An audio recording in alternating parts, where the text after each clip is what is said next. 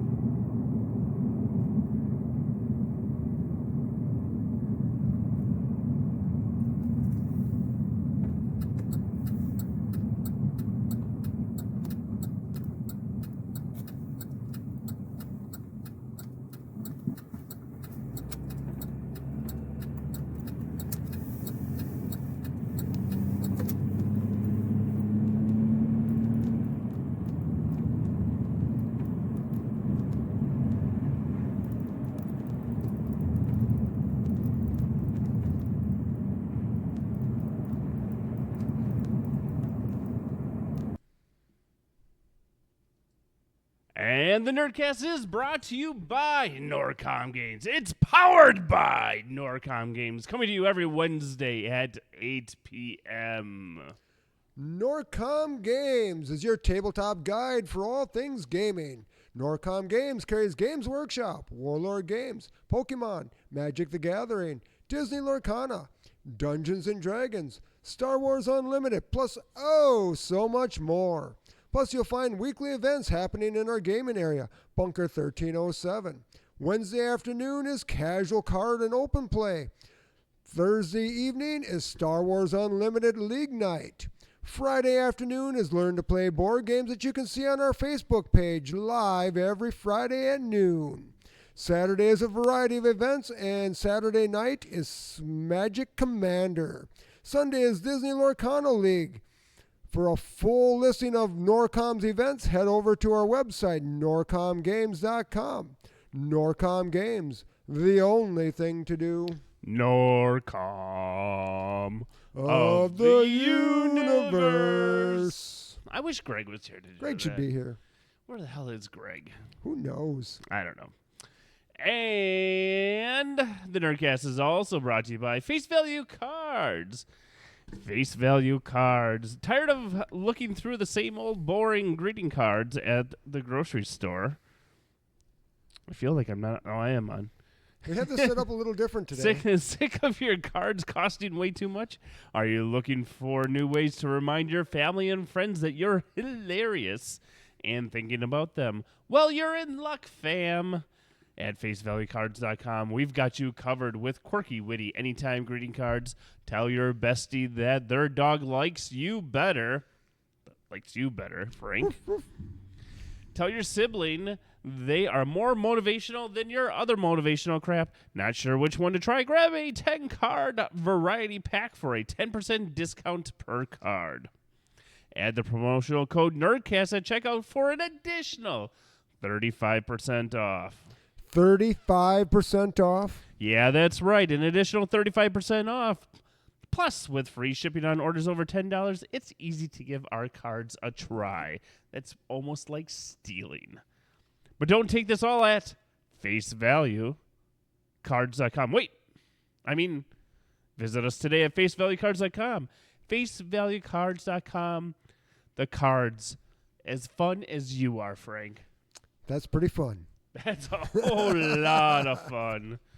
And, of course, in the house tonight, Frankie the cleaner. Woohoo! I should probably get a picture of myself up here sometime. We should get a picture of you. Should I take a picture of you right now, Ryan? No, I'll do it later. No.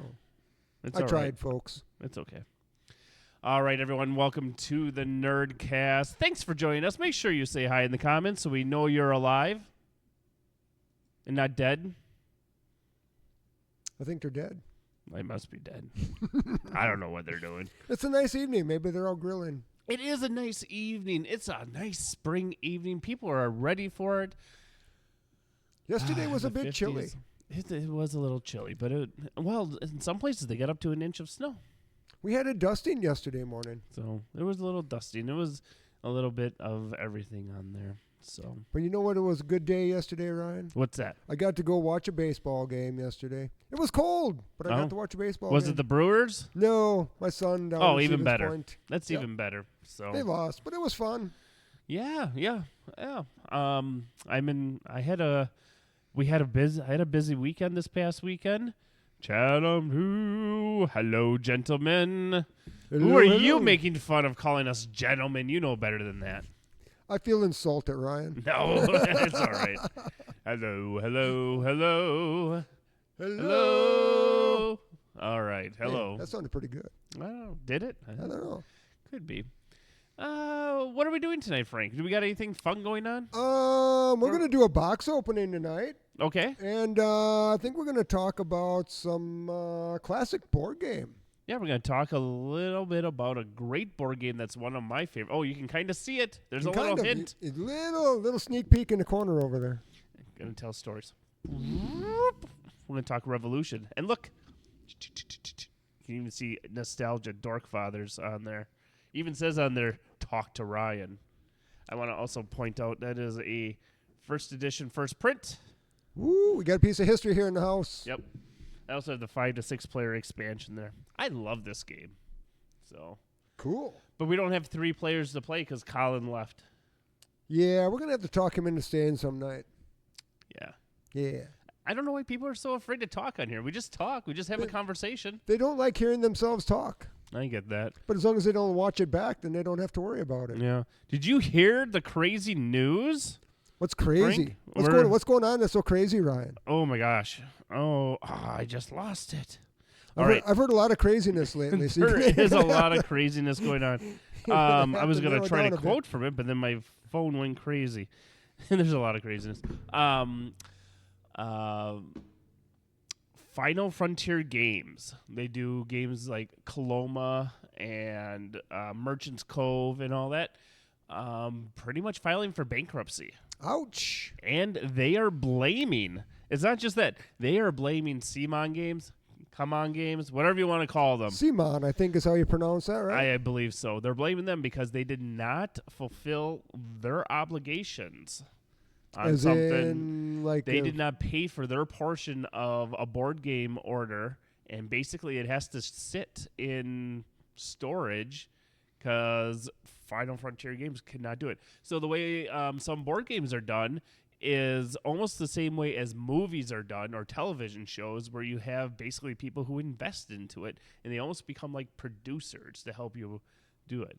The worst is that they have 3 Kickstarters that are probably not going to be fulfilled. Ouch. Yeah.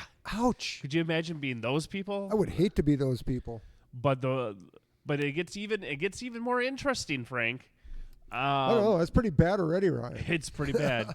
People are thinking that Simon is in trouble because, one, and this isn't new news here, but they have not filed their revenue report. Oh, because they're publicly traded. Because they're publicly traded. They haven't filed that. And there's always been this thing with them because they have a ton of Kickstarters out there constantly that basically they are keeping themselves alive by just kickstarting stuff, just paying their bills, not even fulfilling Kickstarters. Their Kickstarters are easily a year and a half behind, which can be kind of common, right? But basically, they're using it to make sure that they have enough revenue in their coffers To keep their business afloat, Yeah. basically. So their daily operating cash is coming from Kickstarters, they think? That's kind of what it seems. Or like they get that revenue, that pot of revenue in, and then they just utilize that to stay open, and then they have another pot 3 months down the road, and then another pot 3 months down the road. Gotcha. I'm worried because I did back the Ice of Song and Fire Tactics, which I would not have backed, but they had this awesome dragon that's like 3 feet tall. You were in it. telling me about that a while back. You said it's going to be like this big on the table. It's going to be huge. Huge. It is, it's like the board for the game or something, isn't it? And I was like, how can you do this? It was like that piece alone was like $250, which seems like a steal. For that big of a dragon? Yeah. That seems like a steal. Yeah. I don't know. I'm very concerned about it. I would be. Yeah. After hearing that, I would be very concerned. But I don't own Merchant's Cove. I'm pretty sure Chatham 2 owns Merchant's Cove. Ding dong. I think that's just Colin finally leaving. Yeah. He's running out on us, folks. He's gone. One of these days. But I do own Coloma, the first edition of Coloma, and I think I've never played it. Okay. So I'll have to bring it in. We'll have to learn it. I've never even heard of it, so you're gonna have to bring it in, and we'll show it on the stream some night. First, we're gonna have to learn how to play it so I can explain it. Well, I have no idea. We can show it on the stream. It doesn't mean we have to know what we're talking about. Maybe Netzler will come up and help us out. He can teach us anything. We're gonna do Space Base with him on the stream sometime, or record it. We just got a copy of that in today. Yep. I got to order another one. Is it gone already? No, DC Everest Gaming Club. We're doing an order for them again. Oh, this nice. Year. So that's actually on their list of games that they're buying for their club this year. Okay. So I get to order another one for them. So nice. Actually, Christian just emailed me last night or this morning finalizing the orders. So. Oh. That's interesting. I don't own it. I played Coloma once. Well, that's more than I've played it. So I'm counting on you to learn the game and teach me how to play it. Is there a way we can interact playing a game with our home viewers? If we had another screen, If they tell us where to move their part or we something? actually could stream. If we had another screen, then within this, I could put up a board game arena Okay. because I have a premium account, and we could probably play some board games that way. That would be fun. We could Guys, do that. You guys at home want to play some games with us? Not tonight, though. Not tonight, because No, we're not set up tonight. No, I'm not set up at all for that. We're gonna make that happen let's make that a goal for the end of the year, Ryan. I'll make it. I'm going to do it much sooner than that. I will make it a goal for. Let's see. It's April. It is April, halfway through April. April, May, June. I'm going to make it a July goal. A July goal, July 4th goal. No. No? July, like sometime in July. So just sometimes. So by the end of July, we're gonna do. By this. the end of July, I mean, I could just bring a TV in, and then we could do it. We need a big ass TV on the wall. I provided the computer, Frank. We're gonna make that happen. We should make it happen. A big TV's You're Not too on big. BGA too. Awesome. That's even better. I got a premium account. Do you have a premium account? I definitely have a premium account. I play Boop a lot with Wyatt because you can play 2-player Boop, Boop, to boop. which someday you'll get Boop in again. I forgot to order when I placed the ACD order. It was in stock, and I completely whiffed it when I sent the order in. Frank. But that's all right, because I got to place another order for DC Everest. So perfect. I'll get her in. I hope they still have some in. Should I find out quick? I need a physical copy of Boop because I really want to have. I'm going to sell those copies for you. I'm going to see if my wife's uncle will make like a life-size cat version of Boop so we can play it on the floor here in the store. I would love that. That'd be awesome because he does a lot of like woodworking and stuff. So making the cats, I think we can make the cats maybe they can see me at home, like that. Like a foot and a half? Yeah. 18 inches tall for the Foot and a half, cats? 2 What foot. would the kittens be, like 6? Like 6 or 8. Yeah, okay. We'll see what he can do. I think that would be fun. Great. I mean, you just got to mimic the tokens. Yeah. Yeah. It's super easy to cut out. Then you just got to have somebody make a bed. Okay. Just make a quilt or something with the spaces, the grid. It's super easy. I know people. I'm not premium yet. Okay, so I'm premium. So I can just invite you to our shindig. Shindig. Yeah, that's what it is. It'd be Like a a shindig. like a hoedown. Where? Where is she? Swing your partner round and round, kick her in the ass, and push her down. Oh, it's a hoedown. What else is going on? What else is new? What did we do over the weekend? Oh, we have a big kind of fun thing that's going to be. We're going to be showing off a little bit later. Did a 5-minute video off of a 2-hour. Oh, yes. We recording. did have some fun this weekend. Should we just save it for the video form, or should we tell them a little bit about it? Let's tease it a little bit. So Ryan and I had this plan to do a what are you going to call it? Like a live commentary? Live commentary. Live commentary That's a good way to put it. for a race game called Thunder Road Vendetta, I think it was, right? Yep. So think like Mad Max. And it's a board game, and you race to the death, basically. And we found 4 players that wanted to act like pit crews for us, and they played. And it was pretty good. You guys are going to have to watch the video here in a little bit. But we had a really good time. Ryan, you got anything else to add to that? Or So it's our first one that we did, and I cut it down into like a 5-minute video that we're going to show off here. The first time around, actually, it went like 100% better than I thought. The worst thing, which I didn't tell Frank happened, was the first 11 minutes, our audio wasn't recording. Oh. That was like the best intros, too. Lesson learned. It's all right. We'll make up We for figured out that. we'll make up for next weekend when we do the time trials. Yep. And so we're going to record next weekend also. We are going to upload the unedited videos. Well, I'll edit like caps and then maybe some breaks just to put in a couple little things in it. But for the most part, it'll be unedited video. A couple things that we learned. One, I need to get a couple more cables for microphones so we can hook up because we were on the end of the table, which is We were in the down broadcasting over here. booth. We were in the broadcasting Yeah, booth, the broadcasting and we booth. needed to. So we took the cables we had, and I connected them together, so we had enough space at the end on there. I may or may not have strangled somebody when I was interviewing. Yeah, that happens. Minor. But we were also doing some interview stuff, and one of the things that, and I knew it. First time around, we're just trying to get the feel for everything. Yeah. But I want the crew chiefs, which is basically the players, to be able to explain what they're doing Or why they did it. or why they did it. And we did interviews in between things. We're going to work on some camera angles, be a little more intelligent. I think we need one person to be going around and just adjusting cameras.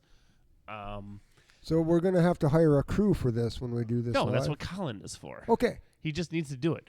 And I think we can do that.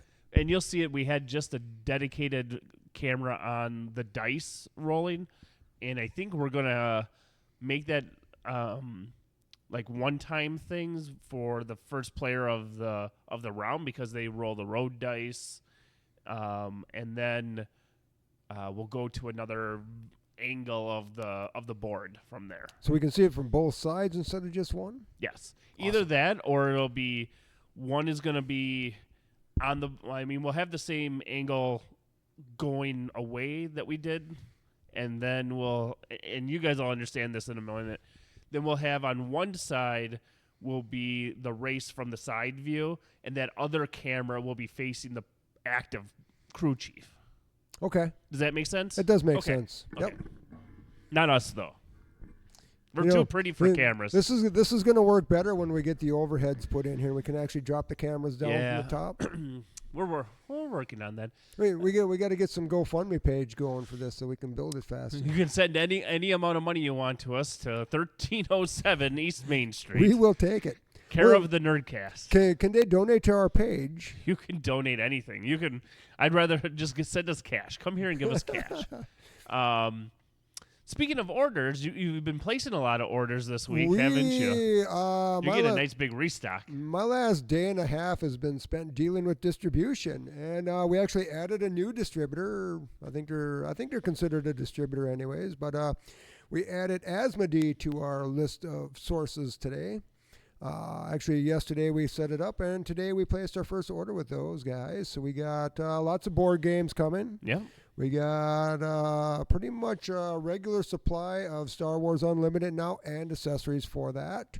Which is going to be huge because I think that's going to help grow the community. That community is growing, and we definitely need to be able to support that community to keep them coming in and make sure that they're getting the things that they need. Well, we're the only game store in Merrill that actually is.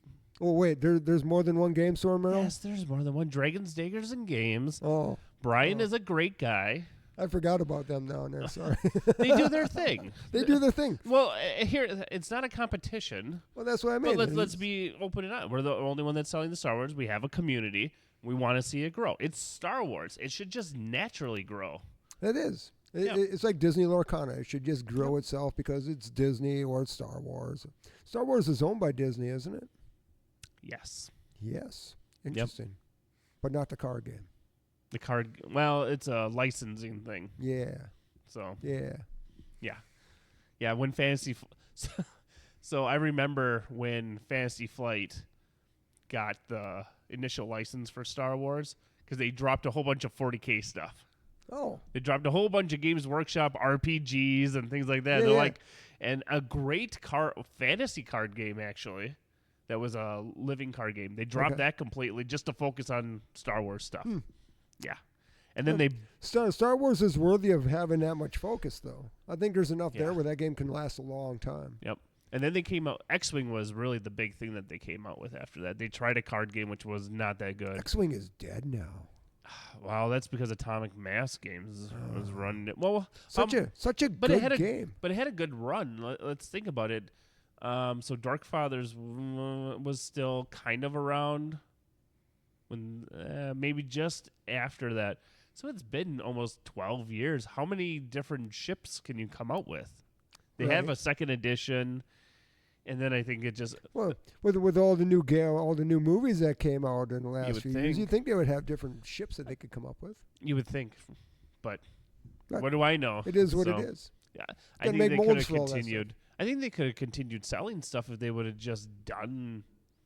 You think maybe the Those. 3D market had, 3D printing market had something to do with that? I 'Cause don't those models seem know. like they'd be easy to print. The thing is that and I don't know if pricing. I guess I haven't bought one in a long time. And when it started out, X-wing individual model was $12-15, and it was already pre-painted Right. and everything. I mean, it was ready to play right out of the Right? box. You didn't have to do anything with it. I was like, this is great. Games Workshop should do something like this. Hey, there's a Space Marine. It's Ultramarine already done. Games It would be Work- $200. Games Workshop sells the hobby, though. You know, it's a whole They do. process with them. They do. I recognize that. Yeah. I don't have to like it, but Warlord Games kind of does the same thing. I'm not arguing that either. I don't have to That- like it. That's something that went really well for us over the weekend too. Yes, Bolt Action Bolt was Action big. was huge here on Saturday.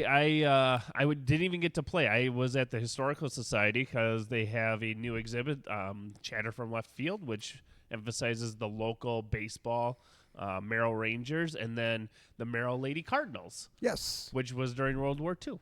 I stopped in and visited you down Yes. there. Yes, It- that was my first time in there. It's a great little museum. I did not know that Merrill had such a nice museum. It's super nice. It's There are way better than I thought it would have been. There is Smithsonian quality artifacts in the museum. We know this because the Smithsonian has reached out and said, if you don't want those artifacts anymore, We'll we take will 'em." take them from you. Nice. Yeah. But that logging museum that they had in there, there's some models in there that are Yep. pretty neat. There's like a whole sawmill set up in there, so you can actually Yeah. see the whole process of bringing the logs in on the Yep. water and up into the mill. So really, really neat. Yeah. And then the baseball exhibit. I mean, who doesn't Yeah, love baseball? But Yeah, and they had an old-time camera, which was really neat. That was Yeah. really what I kind of liked, but Yeah, it was a they- good time. they had pictures of the old grandstand at Athletic Park Mhm. down there too. Which I always said if I ever won the lottery, I'd donate the money to Merrill just to rebuild that down Right? there. That would be nice. It's so cool. Packers played down there. Yeah, Packers played there. Yeah. There's a lot more history. Hank Aaron. Hank Aaron played down there. There's Yep. actually a plaque in Athletic Park too about that, I Yep. believe. But that was way before he was Yeah. I mean, But it he doesn't was, matter. He was a minor leaguer then. It's still freaking Hank He Aaron. played for the Eau Claire, whatever Eau Claire was. I don't remember. I don't know either. That's getting a little I off topic. like baseball, but I'm not a huge Yep. fan. But Bolt Action was good. 6 players. And 6 players? I showed up after everything, and things were afoot, and I definitely stepped in and definitely helped a bunch of people with stuff. I had probably one of the best games ever with our co-owner Kevin Erickson here on Saturday. That game could have went either way, Ryan, either way. But it came down to a suicidal commander with a submachine gun that ultimately swayed the battle into my favor. But I had what's probably one of the most useless medium machine gunners I've ever had in a game in that game. Chatham 2 says one of the big issues became pricing and the fact if you wanted certain cards to play, you had to vest a lot of money to get them. They learned and said you could use cards online instead of just physical cards. Too little, too late. That's about X-Wing. Yeah. I don't know what to say. The game is still good. You can still play it. I'll play first edition because I have all the first edition stuff. And actually, I'm using some of the first edition or the X-Wing stuff for Star Wars Unlimited because I use the Shield tokens, and then I don't remember what the tokens are for X-Wing, but I use them for the Sentinel tokens. Okay. So because they have the symbol. Being with Asmodee now, we're going to get the tokens in. I actually have some in being ordered. Excellent. Yeah, I'm still putting some stuff down on other things just to add to the general stock because one thing that Dan and I want to do for Star Wars is have more. We want to do even like a Twin Sons League and stuff like that, and we would love to see 4 or 5 tables of 4-man pods going. Have they made that an official format yet, or Well, it's technically official because it's on their website on how to do it. is it? Yeah, and you can download the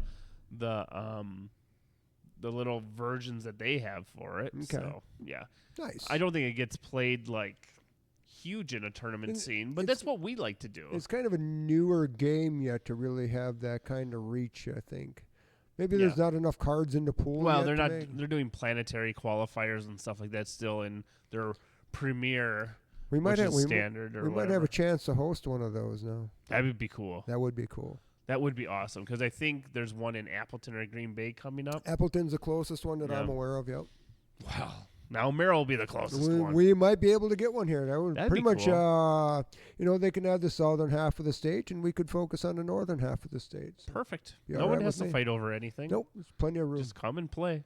Plenty of room. Django Red's dead. So We'll set it up around different weekends, hopefully, if it's possible, and they can play one weekend, and our players can go there, and their players can come here. Yep. I was good with that. also coming out of this weekend. I was tasked with building a British 8th Infantry 8th Army. Oh, That'll be fun because I've never built British before, so I'm gonna have to figure that out. nice thing about building Warlord game models, they pretty much all build the same, Ryan. Pretty much. I know, but it's still I like the submachine gun guys because they got the two arms and you. you just slide them on. Slide 'em on. It's perfect. But third edition now has led to my submachine guns because I always use SMGs. I always have a full squad of SMGs. And there is now a good reason to do that because you can just kill in close combat. I just found out with the Escalation League that we're playing that the partisans that I'm playing can actually take a 20-man unit, veterans, regulars, or inexperienced, and they can all be armed with submachine guns. That's 40 shots, Ryan. Yep. That's 20 attacks in close combat. So they can move 6, shoot 12. shoot 12. Shoot- They don't get a penalty. No penalty because it's assault. Yep. And then light them up. Light them up. Next turn, assault them and clean up what's left, Yeah. if anything. Yep. That's why I like. That's why I like my submachine gun Yeah. squads. Yeah. So you figure your deployment areas are usually, 6 inches in? So you deploy them in 6 inches. Table's 48 inches across. Your opponent likely is also deployed in 4 to 6 inches Yeah, in. we'll just say 6 just because. So you're down to, 34 inches across? Yeah. So you move 6, Yep. and then you shoot 12. Yep. So now you got another 18 inches off of that. Yep. So you're down to what? But if they've also moved, if they move, and maybe they did a full run. but even if they don't move, you got them in charge distance the next turn anyways. Yep. It's insane. It's pretty crazy. Friday night, you and I got to play some Kill Team. Got to play some and Kill I actually Team. won a game. Yeah, you got lucky. I did get lucky. I'm not going to argue that. I was trying out a new Kill Team. Well, still, I gotta take the wins when I can take the wins on there. You got to take a W any I chance gotta you can take a get. W. Yep. I do not win often in Kill Team. I think we got 2 new players that are planning on joining us this Friday night, so that'll be nice. It'll be cool. 4 or maybe 6 of us this weekend on Friday night. Yeah. So You know what we should do? start a league. Oh, we should do that. We should get to the event schedule. Holy crap, we haven't let's done talk that about yet? No, we haven't. Okay, so before we do that, so we are going to be doing a box opening tonight. We are. Yep. We're The gonna brand new Soul Blight Gravelords from Warlord Games. Yep. We also will show that video. It's a 5-minute video of some clips from our Thunder Road Maximum Carnage. You guys are going to And enjoy that. It should be fun Yeah. on there. It's fun. It was fun to do. That's for certain. It was. I had a blast. Yeah. And then we're going to just kind of, we're not going to be able to play, but we're going to talk about Revolution. from Revolution. Steve Jackson I've Games. never seen this game before, so I'm going to One learn of my top 5 I'm games. going to learn that I like all to about play. it tonight. All right, let's go to the event schedule. Oh, and we got trivia too. Trivia. Are we going to Oh have my time for God. trivia? Maybe not. Maybe All right, not. let's go. So Wednesday night, today, we had Open Top Gaming. Oh, sorry, folks. Open Play Tabletop Gaming. That was Open all Top. day today. Open top. Open Top. What kind of, what is that? Open Play Tabletop Gaming. There we go. All right, Did I get it? you got it. All right. Good. Whew. That was a lot of work. Sounded like it. So that ran all day. I didn't get to play anything today, though, because we had a huge restock order come in that I had to take care of. But that runs every Wednesday from noon to 8 p.m. All right. All right. What's happening Thursday? Thursday, we have a cribbage open play. The league is finished up, and they haven't started a new one yet, but we are playing cribbage on Thursday afternoons. 1 to 5. 1 to 5 p.m. Still getting a couple people for that. Still getting a few. We got a lot signed up for the league again, so when the league does kick off, it's going to be big. That's awesome. It's going to be big. A good time if you've never played to come down here and Come check on it out. down. We also have Star Wars Unlimited League at 6 p.m. until 8 p.m. or later, depending on how late Ryan wants to stay with you guys. Yep. That'll be fun. That'll be good. So we do play in a little mini tournament. Excuse me. But it is also open to new players. So if you've never played before, we will be happy to teach. And then we just kind of do open play at the end, which usually delves into Twin Sons. And depending on how many people it is, we've even done 5-player, 6-player Twin Son games. So. It makes for long games, though. Yeah, it makes for some janky stuff going on, though, too. 'Cause sometimes it's like you don't realize what someone has because they're way on the other side. And then all of a sudden, poof. Speaking of which, you got a 4-player Mac coming in, too. I do. That's going to be awesome. It's going to be amazing. I'm excited about that. All right, Friday we have Learn to Play board games. It's going to be Azul this week. Azul. You can watch that live on our Facebook page at 12 p.m. until about 1 p.m., sometimes a little bit later. We got Friday Night Magic. It's going to be a Chaos Draft, and that's going to go from 6 p.m. till 10 p.m. And as Ryan mentioned before, we also have Friday Night Kill Team every Friday night from 7 p.m. until close. We also have a Commander open play and Disney Lorcana weekly play from 1 p.m. to 5 p.m. Magic, 12 p.m. to 10 p.m. I don't think that's what's happening on that. 1 p.m. to 5 p.m. I No, think no, that's no. supposed to be Magic- Saturday. Magic Commander. Yeah. Yeah, we've been running 2 Magic events kind of together to see which ones get more favor. Okay. So we usually Okay, run like I understand it now. like a draft, but we found that we have regular players that just want to play Commander and they don't want to play anything else. So we do have open tables for them to come in and play Commander as well. Nice. Sunday, is it Easter? Happy Easter. Sunday is Easter. We're closed. That's okay. Can happen. Yep. I'm going to be eating some ham and mashed potatoes. I'm actually going to my parents' house. My parents are having me and the kids over, and we're going to go eat ham also. Nice. Yeah, I'm pretty excited. My dad makes this great gravy. I called it the golden gravy. The golden gravy. Does it come from a golden goose? No, it comes from the ham drippings, but it looks gold. Nice. Yeah, and it tastes like gold because Nice. it's so flavorful. And then Wednesday, we're back to the open play. Wednesday, we're back to open play. All right. Let's... We have something else that didn't make the schedule happening on Saturday. We have the the designers and founders of Path of the Necromancer. Okay. They were at EverCon. They were at EverCon. Okay. And Kevin and I spoke with them there, and we invited them up to our store, and they're actually coming up to do a pre-release event for a new character card that they have coming out. So they're going to be here Saturday at some point. We don't have a definite time set yet. We're still working out the final details on that. But they are coming. They guarantee that they're coming, and they're bringing product for us to stock on our shelves. So Perfect. we're going to have a new product here. That's awesome. There's been some excitement here in town, and I think since we made the announcement earlier this week, I think that this excitement's growing a little more. I need to learn how to play because I have not played yet. I heard it's good. I played 2 games. Okay. It's a solid game. I got to have more time with it before I can really make a final decision if I like it or not. But it's definitely a solid game. It's easy enough to learn, easy enough to play. All right. Sounds good. Let's go on to the next thing. Let us do... We're not going to do that. This is the tease to Thunder Road. Thunder Road. And the Thunder Road.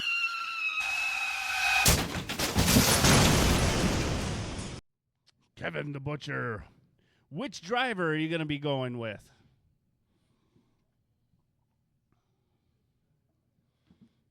I think we're going to get Meat Hook Johnny Jumper out there. Meat Hook Johnny Jumper and the large Eliminator. It's coming through here. Now he just has to make a decision. How far is he going to move forward? There's a lot of cars coming in here. There's going to be a lot of slamming going on. Move him 3. You want to grab my big guy there. And he's going to hit that orange guy. 1, 2, 3. Oh, coming in. All right. How you doing, Brad? Roll the slam dice.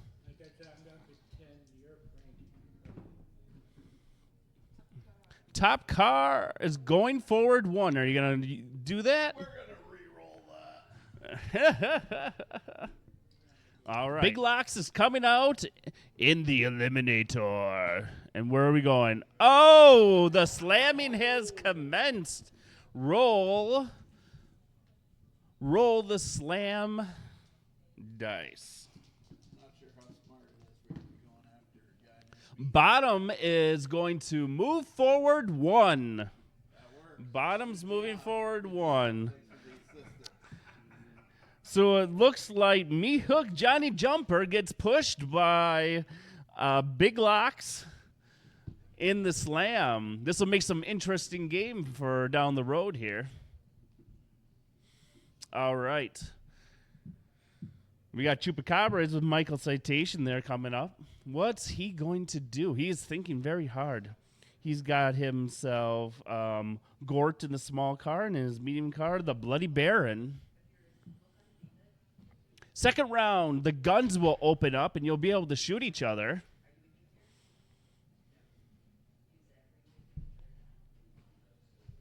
Looks like the Bloody Baron's going to be coming out. Is he going to use any of his nitro dice? He's going to use a command? Nope, he's going to hold off.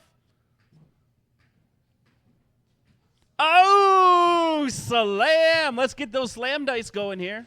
Let's start to feel a little personal. Bottom car, and I can't see the direction.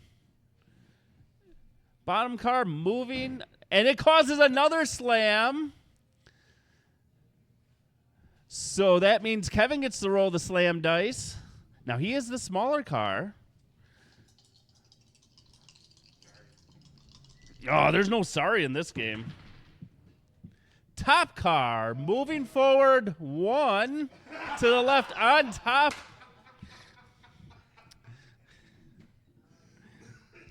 So that looks like Quick Bradley Skinner has decided to jump on top. I don't know if it's more of a decided to. Got slammed into Bubba E. And it looks like the bottom car is going to move up and to the left. I think overall, but no, the bottom car.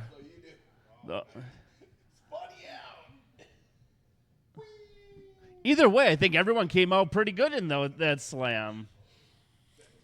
That's a whole lot of love going on right there.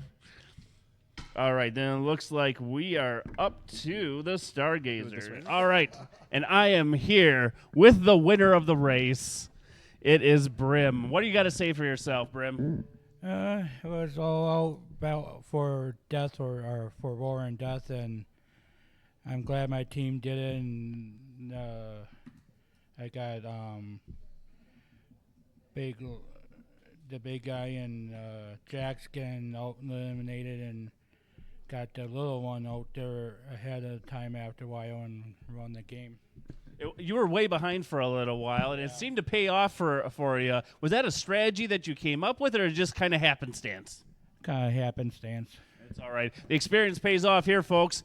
And we'll get back to you, Lewis. We'll wrap this up. All right, thank you, Nick. So I want to thank all you guys for tuning in today. This was a really exciting race. I hope our racers all had learned something. We got a lot of new blood here on the racetrack today, both fresh and new, I guess. And I think they all learned something. Tune in 2 weeks. We're going to go ahead and we're going to have a qualifying race where the winner is going to get to start the actual live stream race that we're going to run in May. Nick, you got any closing words for the audience? All I got to say is it was a great race. Thanks to everyone for being here. Thanks for watching. And as always, game on. Game on, Nor Comm.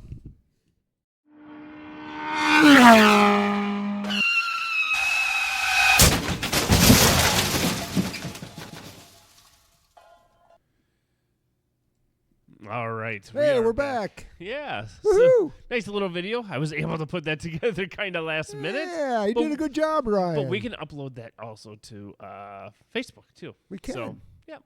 Can we upload the whole video, or is it just gonna We be can a upload the whole video. Let me do some more editing though. All right. I wanna Cut take some stuff out. No. I want to put things in front and in the end, and then we'll put the whole video up. Ah, very good, So, very good. Yep, gonna Draw do some that. excitement for that. Yeah. So, should we carry on? Should we move into the box opening? Let's go to the box opening. Let's Oh, go. that is That's the wrong box. There we go. This box opening. All right. So we got a brand new Soul Blight Gravelords out this Saturday. So you guys are going to get to see the box opening here first. First off, we got guys down here that are put together. Now, I've been already chastised that these are not the guys that are in the box. They are not the guys that are in the box. But you could play with them together, right? Oh, yes. Okay, yes, excellent. yes. So this is the old Spearhead, which is still available. That's the nice thing about Age of Sigmar is they have a version of the game called Spearhead. And all the Spearheads that ever were out are still playable even when the new ones come out. Do they have dwarves? They do have dwarves. They have slayers, right? That's what Yeah, it they, is. they That's have the they have dwarves that fly around in like balloon things Oh, now. They zeppelins. got little jetpacks and stuff. Oh. So, yeah, it's kind of neat. Germans and dwarves. Germans and sign me dwarves. up. All right. So, so this is my old Spearhead. I didn't get around to painting it yet because I'm still painting store armies, and I haven't had time to paint my own models yet. But we got Blood Knights, which are still in the new Battle Tome, I'm told. Okay. We got a Vampire Lord, which is also in there. We have Vargeist, which are still in there. So they're still all playable models. The models haven't changed yet. Okay. My favorite little Necromancer, just put him together this afternoon while we were getting ready for the show. So the glue may be a little wet yet. And we have 20 Death Rattle Skeletons. Death rattle skeletons. Yeah, they're pretty cool. Rattly, rattly, rattly. Kind of a pain in the butt to build, so if you want to play Soulblight Gravelords, I can certainly help you build them. I've built plenty of them. All right. So it's kind of like a sneak peek, I would call that, right? a sneak peek. Because you're going to have some similar type things, right? Yes. But different. They're going to be a little bit different than what we see here, and these guys are actually from Warhammer Underworlds, Oh, yeah. but they are playable in Age of Sigmar. Really? Yes. Who would have thought? So they can pull double duty. Cross connection. Yeah. So they're the only models that are painted out of my army so far. From Underworld. We haven't played Underworld. So we should play that again. We have lots of games. We have to lots of play. games. All right. So Too many games, not enough time. So let's move I on need to what to- the people really want to see. I need to retire. Then we could have less time together Yeah. or more excuses. Yeah, let me tell you what, being retired or semi-retired has not saved me a lot of time. As a game store owner, I do believe that I am more busy now than I ever was when I worked in the factory. I believe it. So we have the Soulblight Gravelords Death Rattle Army set. So the Death Rattle Gravelords have risen again with a brand new Battle Tome, which is supposed to be inside the box. Okay. So Battle Tome is like a codex for those of you that are familiar with 40K. Sounds good. The army is known for its resilience. Basically, you kill the skeletons and they just keep coming back. Think Necrons in 40K. All right. That's what you got right here. Oh. So you have some ultra powerful skeleton kings and lords. Okay. And you also have some even more powerful vampires that hire necromancers. Vampires, I and- want to suck your blood. And this box does not include any vampires, but It sounds heavy. it's 4.5 pounds. I shipped out 2 of these today. Wow. Yeah, there's a lot of plastic in here, folks. And there's some books. And there are some, what do they call them? War scrolls. So there's a 122-page battle tome with brand new rules for the Soulblight Gravelords. There is 55 War Scroll cards, which basically are your Nice. unit breakdown. So you got all your cards inside there for the entire army. Okay. You get 1 new White King on a skeletal steed. He is right there. He is a hero choice for the army. So if you don't have any vampires, you can always use him for your commander. Cool. You're also going to have 5 Barrow Knights, which are the guys on the skeletal steeds up top. And you're going to have 20 Baron Guard, which are the guys around the king here and there. So pretty cool. I'm liking the paint scheme that they Yeah. have on here. It's better than some of the old stuff. That's it's like they actually took like they were alive and then actually made them undead. Crazy thought, I know.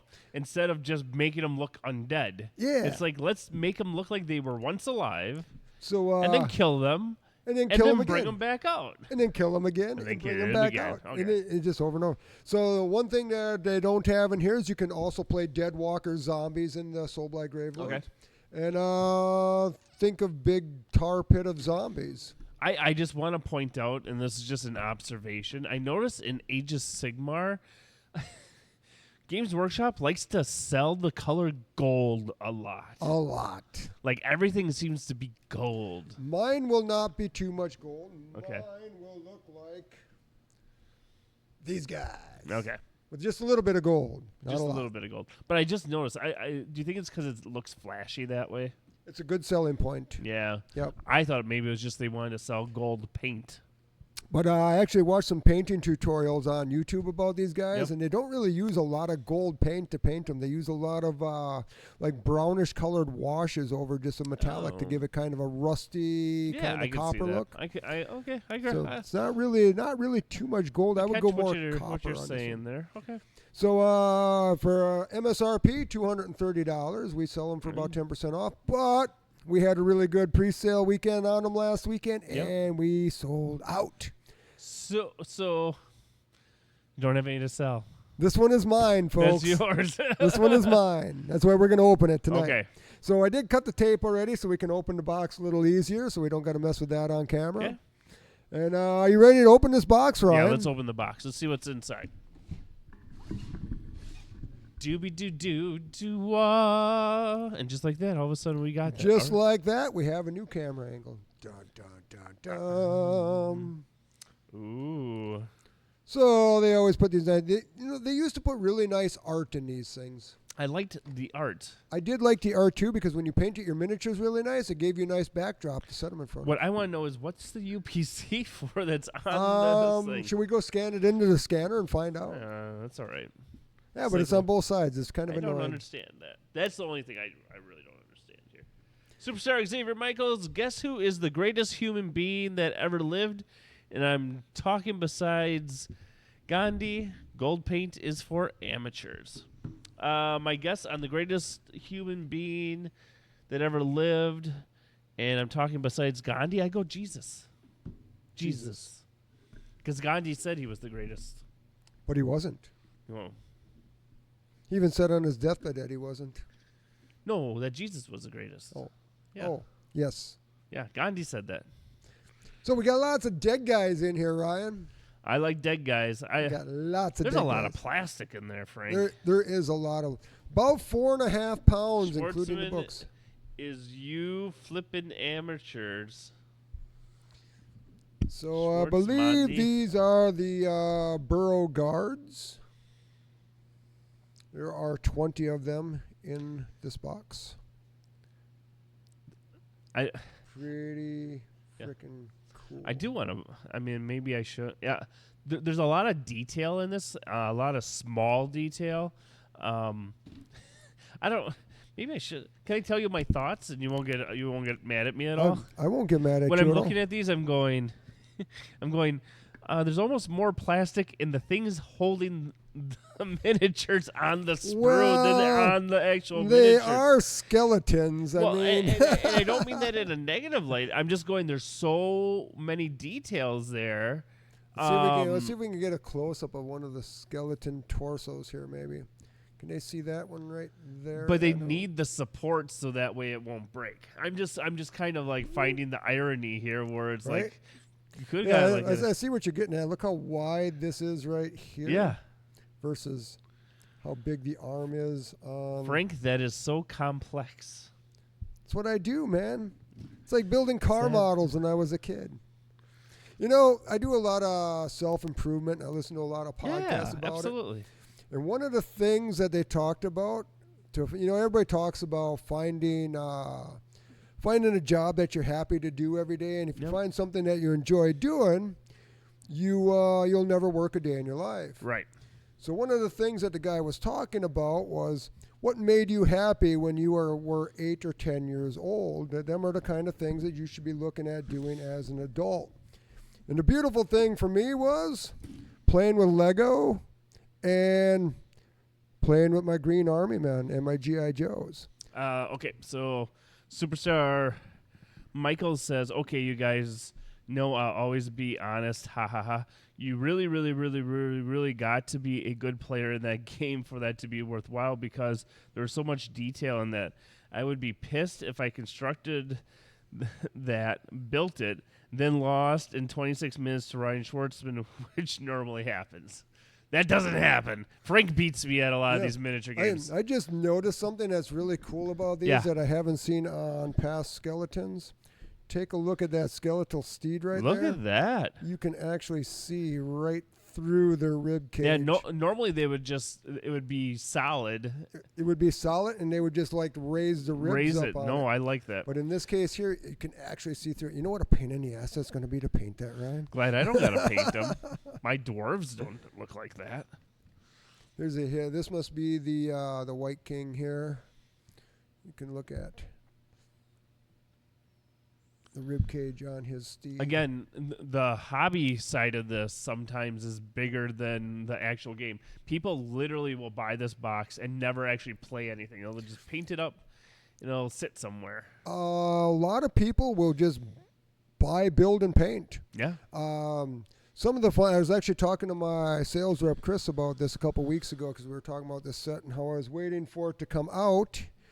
And we were talking about the lore behind the Death Armies in Age of Sigmar and how they really have some of the best lore out of all of the Superstar Xavier Michael says, all you followers and people watching use promo code Jabowski is a troll to get 3.7% off the skeletons. Well, here's the kicker, Superstar Michaels. All you got to do is come into the store and you can get 10% off. Because that's what Frank normally charges. We normally mark it down 10%. Look at how beautiful that book is. It is a beautiful battle tome, brand new rules in here. I think you got to put. I was gonna say the gold edging. The gold edging on the pages just adds some flavor to it. Now, people can say what they want about Games Workshop and the price of these things, but honestly, folks, the quality is definitely there. Yeah. I mean. I don't think there's ever been a time that their quality, at least since I've been in the gaming industry as a retailer, has ever been in question. Like there hasn't been bad models on there. They've only gotten better, and their books have always been superior. I have 3 different editions of 40K, and they're all different, and they're all great. Didn't they do like a fine cast one time that was like a really soft plastic, and if you left it in the sun, it would melt? Well, there was that. There was that. But here's the thing: is what they learned from that was how to do this stuff. Right. So the stuff we're getting now is probably equal to what Finecast was back in 2008 and 9. Yep. And they're finally getting to that with the harder plastics. And now I see a lot of other companies are coming out with what they call deep cut models, which is a lot of what Games Workshop's already been doing. These other companies are just starting to catch up. Yeah. So inside the Battle Tome, we're going to get a little bit of history about the Soulblight Gravelords. Yes, folks, they are vampires. Jay says, reason okay, since we're live, riddle me this. Frank Bacon. Should I start painting other minis before I get into Warhammer or anything else? Reason I ask that is Warhammer minis are incredibly detailed and kind of expensive. I want to hear yours, and then I'm going to do mine. I would say you can start with whatever game makes you happy, whichever models you're going to enjoy playing with. Yep. Because let's face it, even if you mess up the paint job, you can always paint over them. So my answer is a both yes and a no. Mine is similar to yours. Like if a model speaks to you, like if I have a model that speaks to me, I'm gonna pick it up and I'm gonna try to paint it. Mm-hmm. I've had that happen. if you really want to get into like, hey, I'm going to learn how to paint for the first time, I actually would not recommend the Warhammer models as much because I do think they're a little more expensive. I would go with more like the Reaper miniatures or even the WizKids ones that are pre-primed and paint on those because those are very forgiving, not as detail-oriented. I'm not saying that you can't. I'm just saying as a newcomer, and even sometimes when I look at some of these, I go, I'm intimidated by them. Just going, I don't know if I have the skill to really paint these. You know, Scott Krieger taught me how to paint a long time ago. Yep. He's my forebearer too when it comes to painting. Between you and I, he's really good, but he taught us so well that you and I can also teach people how to do a lot of this stuff. So if people did want to learn how to paint and they're intimidated by some of these models, they can certainly come in and sit down with you or me, and we could sit here and teach them how to paint, the different techniques in it, the different types of paints, when and where you would use them and why. Because a lot of the reason what you don't get when people show you how to paint is the why. Like you watch YouTube videos a lot of times, they'll show you all the colors and how they're painting them, but they won't tell you how they get the finish they do or why they're doing what they're doing. And I know a lot of people are big into watering down their paints or making their paints thinner and doing more coats. I think that I have found for myself that that works in certain situations, but not in others. And certain situations and certain paints. Yep. And I think it depends on how you're going to paint, how well you want them painted. Right. Do you want them Battlefield beautiful? That's, again, I've said this a million times. I paint Battlefield beautiful. Not going to win any awards. Yep. But on a table, it's going to look good. If you really want to go super detailed, that's another whole thing. So I just found a picture of Nagash in here. He is the god of death in the Warhammer Age of Sigmar universe. This model is playable in 2 armies. It is available, obviously, and sold by Gravelords. And I forget the name of the other one. But anyways, they're playable in 2 of them. He is about 880 points in your army if you were to play him. So and, the average game is about 1,000 to 2,000 points. So if you're in a 1,000-point game, he's pretty much your whole army. He's pretty big. Okay, so all right. So Superstar Michael says, Ryan tried painting a smiley on my once, though that didn't go well. I got a divorce. You're divorced twice, so let's not say the second story. I'm joking, but as one of the people who speaks for the nerd community, not everybody's a great painter, and a lot of times their paint job gets judged. I'm going to tell you this. People judge no matter what, and we all started somewhere. And as long as you are showing improvement or you're happy with what you paint, who cares? We should bring in some of our early painted miniatures that we did it when we first started out and compare them to the miniatures that we're painting now. Right? Yeah. It's neat to look back and be like, oh, my God, I sucked back then, but look at where I am now. Honestly, I have a couple. So, yeah, some of my minis, absolutely. But I do have a couple of dwarf slayers from Fantasy that are still, in my opinion, some of my favorite miniatures that I've painted and still look pretty freaking fantastic. Nice. Yeah. I'm going to try to get to some of the war scrolls here. You do that. I'm going to read whatever Jay said. I'm wondering if I should. So inside the book, you do get the rules for the spearhead as well. So we don't have the full spearhead in the Death Rattle Army box, but when the spearhead releases in a couple of weeks, you'll have all the rules right here in the battle tome. The battle tomes will be available separate as well in a few weeks. This is just the first place to get them is in the army books. So these are the zombies here, and that is a corpse cart, which actually makes your zombies more powerful. Superstar Michael says, well, you guys mentioned a certain human being that is very condescending about paint jobs, which led me astray from miniature games for a long time. I'm not going to say that human being's name because if I do, it'll summon him just like Beetlejuice. I don't think it'll summon him like Beetlejuice. No, I don't think that'll happen. He doesn't. If he calls me now, that would be pretty amazing. I As need your to phone just rings. show up at the studio because you need to read everything I say because people love it. Trust me, everybody at the Gazoon Tight says so. So here I did find the scroll for or the data card for Nagash. He moves up to 10 inches. Nice. Yeah, he moves fast. He saves on a 3-up. He's got a control value of 10, so when he's on objectives, he counts for 10 models. And get this, Ryan, he has 18 health. 18. What's like an average The average rattle is guy? the average death rattle is 1. Oh, Jesus.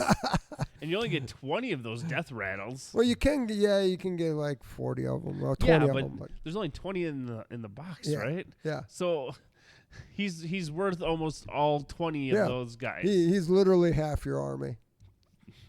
So he's got this cool rule. It's I actually heard a story about this. See if I can find it in here. The rule's been around for a while. Yes. Once per turn at the end of any turn, so that's your opponent's turn or your turn, so it's any turn, they have a rule called Hand of Dust.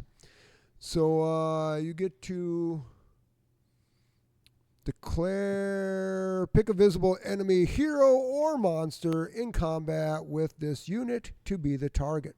Effect: hide a dice in one of your hands or under one of two appropriate containers. Your opponent must pick one of your hands or containers. If they pick the one hiding the dice, this ability has no effect. If they pick the empty one, the target is automatically destroyed. So you could go against your opponent's biggest targets, Okay. and you put a dice in one of your hands, Okay. and your opponent picks one, and if they pick the empty one, their model dies. Oh, Yeah. He's the god of death. crazy. He's the god of death. It's crazy. that's super crazy. It makes me want to buy the model and play him because I don't know. what Model of death. Yes. We're going to kill you. So then there are a ton of named characters in this. I think I heard somewhere around like 18 actual named characters in this book. So here we got Vince Vorhardai, Prince Vahardai. Okay. and he is riding looks like a zombie dragon. Nice. Yep. And then I'm going to slaughter some of these names. Neferata. And then we got Manfred. He's been around for a while. He's been around. Karstein. Yep, I remember him. He's been around since I back think in there's the books written about There him. are books written Yep. about him. 3 of them, I believe. And then we got Luca Vi. Vengorian Lord? A Vengorian Lord? Yes. Vengorian Lord? Vengorian Lord? I don't know how to say that. I'm not sure either. Like I said, I'm going to destroy it. But look at the detail in that face.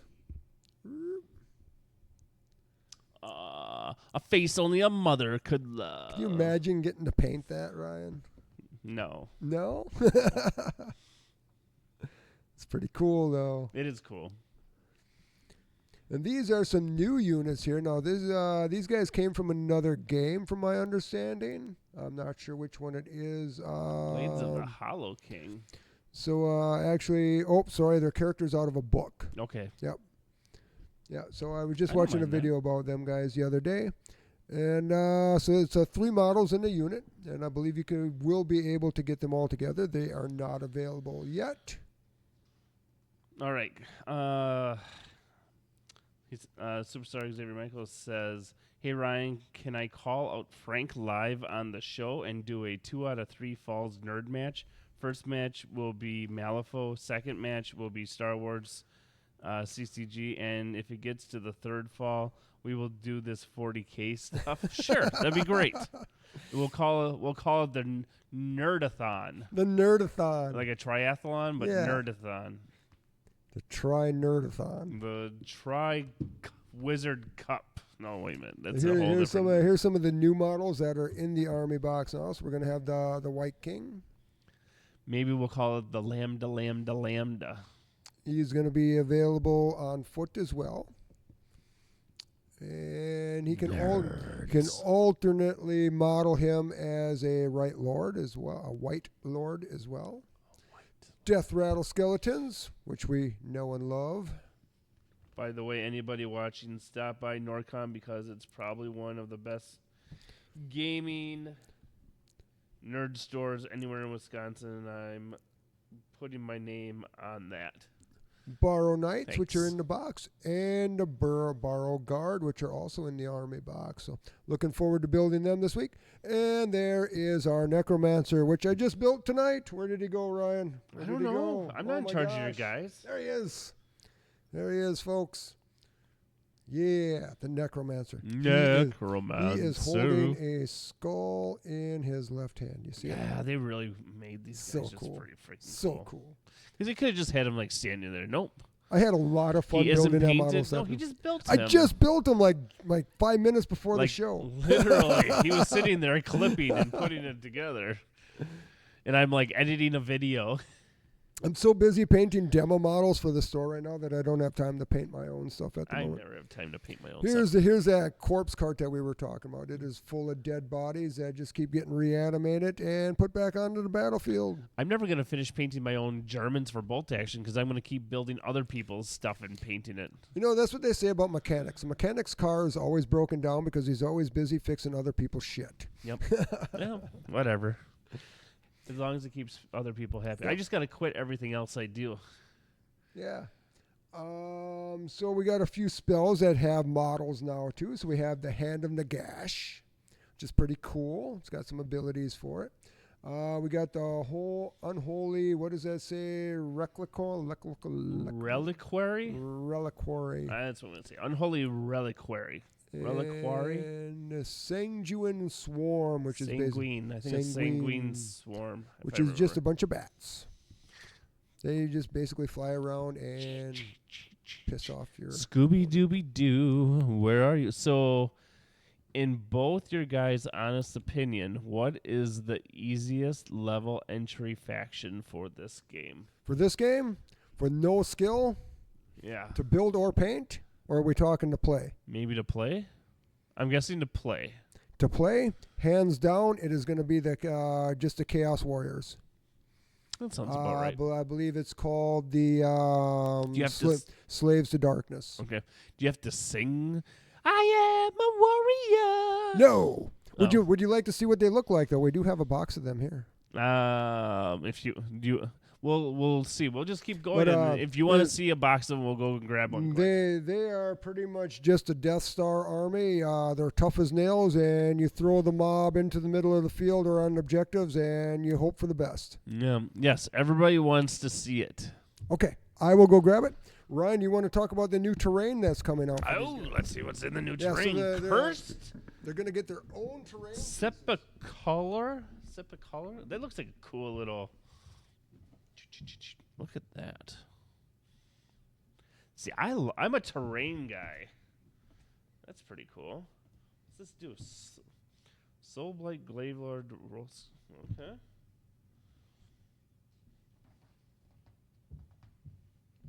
Oh, and this is Death Rattle Tomb Host. That's your Spearhead army. These the guys? Chaos Warriors. They're crazy. Oh, look at that! You can even painting battle ready army. They'll Yep. tell you how to do it, Jay. Yeah, Look at most of the new battle tomes and codexes for 40K and for Age of Sigmar all come with little painting tutorials inside of them. So kind of gives you a list of what paints to use and gives you a basic, this is how to get them onto the battlefield. They also have a Citadel app, which is really good. It'll show you all of the different models, well, not all of the models, but most of the models, and give you painting guides for them. And they also have a lot of YouTube videos, which will talk you through step by step how to do it. What's the worst though is when you have old white dwarves, or like I actually have an old painting thing, and you have to figure out what the new color name is to go with what you're trying to paint if you're trying to follow something. So I heard a rumor that their Citadel paint line might be getting an upgrade this summer or something. another one. Yeah, about every 3 years they do Yeah, it, I had to told. learn this the hard way, meaning I had to sleep overnight at Stubby's house and rattled the the egg, as he said, so I could learn these skills without a book. Okay. So the Chaos Warriors are right here. Again, they're going to be the actual army of Slaves to Darkness. These guys are.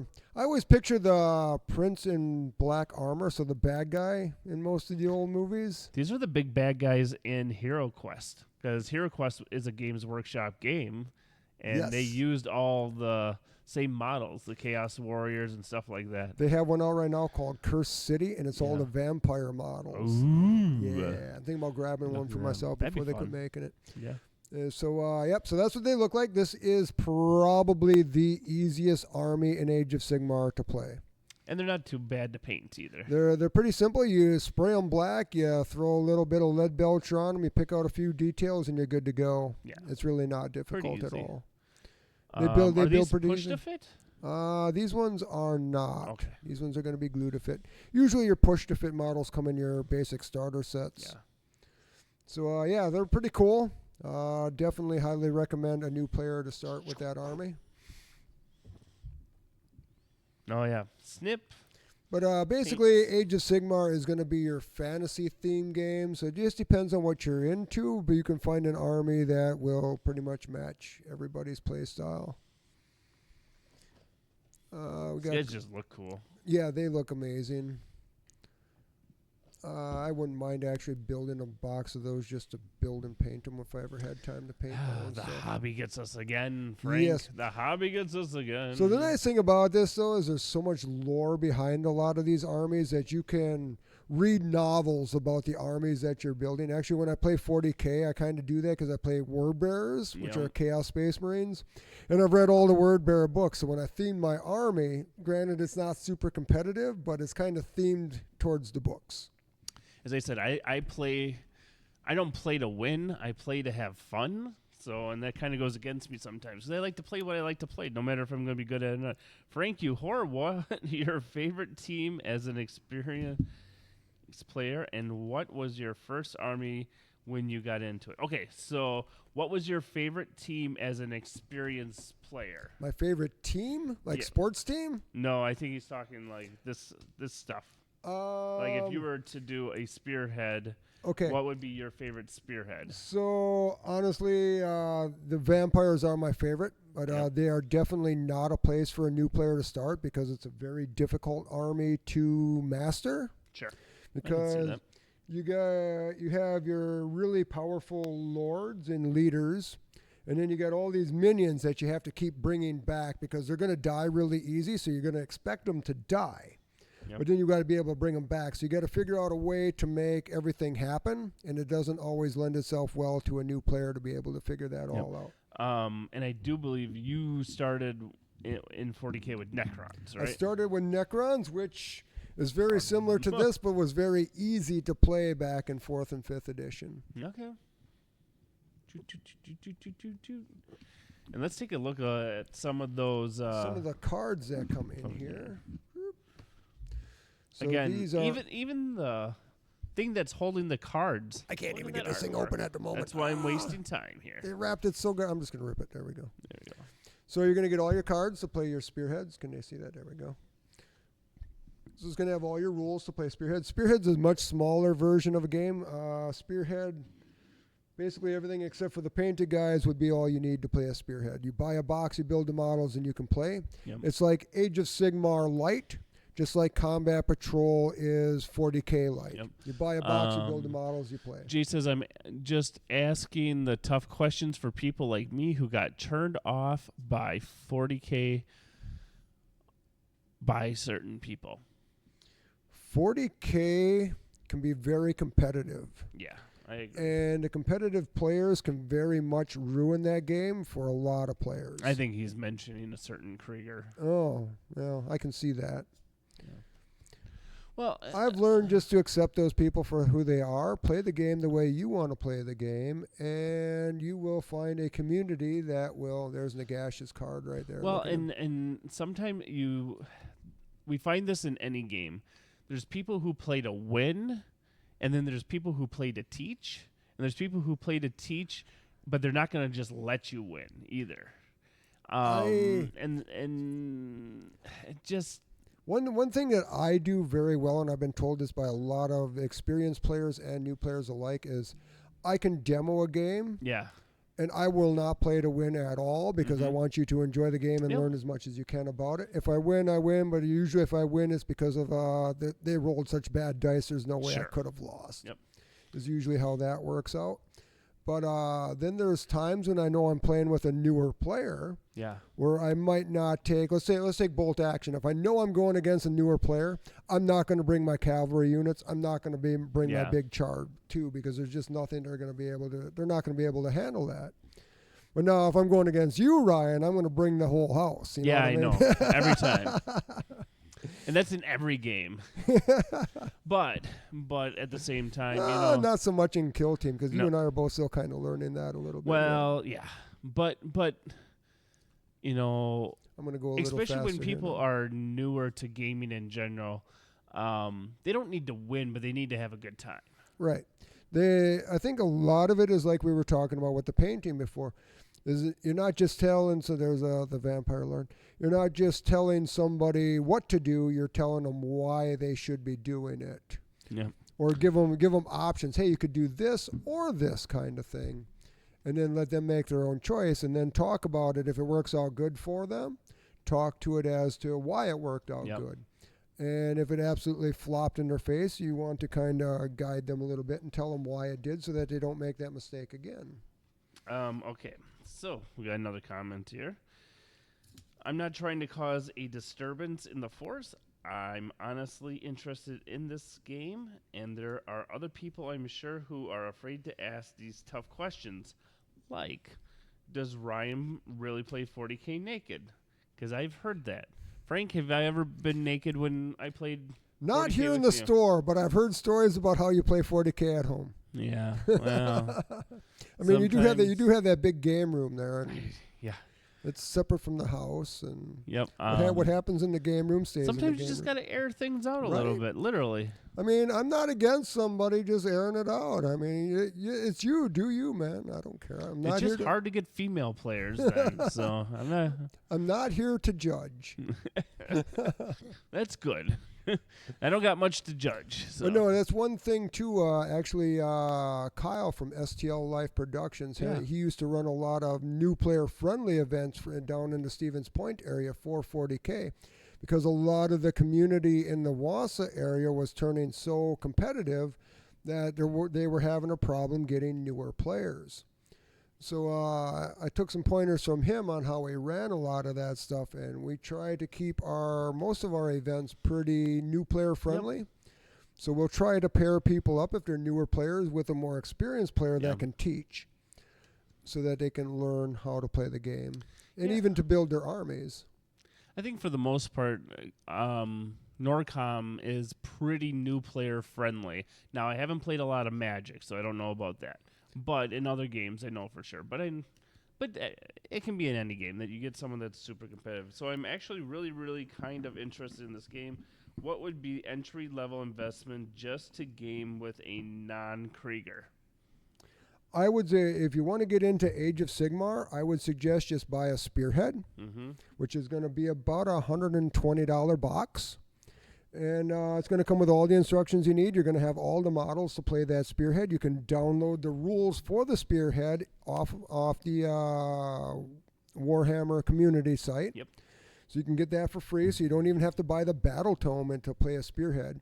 But if you want to play full-on Age of Sigmar, everything that you get in your Spearhead can be played right into a regular game of Age of Sigmar. So if you do decide that you want to grow into a 1,000-point army or a 2,000-point army and play bigger games, all the models you have are completely compatible with both formats. And honestly, I would almost have people start playing in Underworlds.